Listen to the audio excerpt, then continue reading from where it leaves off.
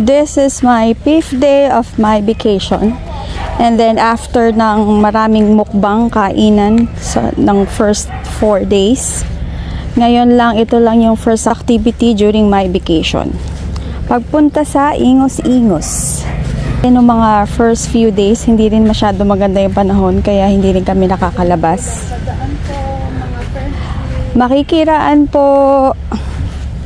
Ayan, pasintabi lang tayo sa mga natural na nagmamay-ari ng kalikasan. Ng ating inang kalikasan, nagpapaalam po tayo sa kanila. Makikiraan lang dahil ito ay hindi atin. Trespassing tayo kumbaga sa ating nature. So, magsasabi tayo sa kanila.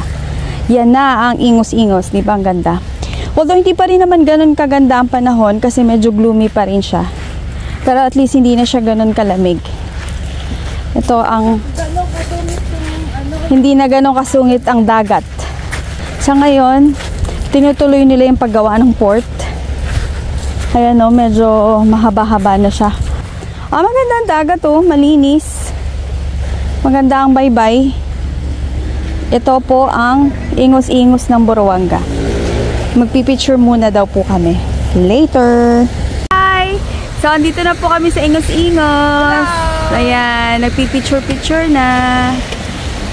We are here. So, dito lang kami mag-enjoy ng mga, siguro mga 1 to 1.5 hours. So, yan po yan.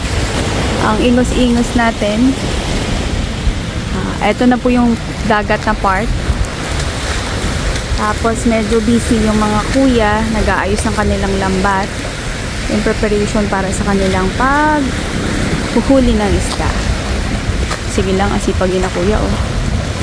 Okay, yan po ang 360 ng Ingos-Ingos. Okay.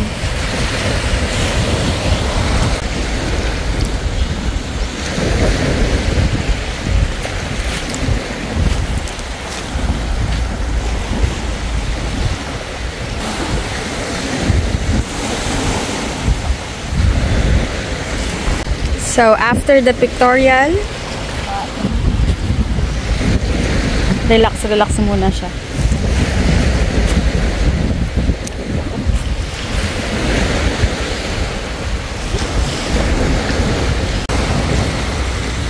Ito po, we're heading home kasi medyo mataas na ang tubig. After mga 1.5 hours, medyo mataas na siya. Originally, dapat maliligo siya. Kaya lang tinamad siya. So, uwi na lang daw kami. Ingos-Ingos is just at our backyard, yung access doon. Kaya medyo mabilis kami mag-access dito sa magandang area na ito ng Buruanga.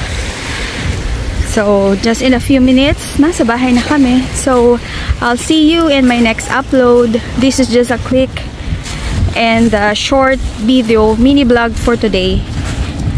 I'll see you in my next video. Bye-bye.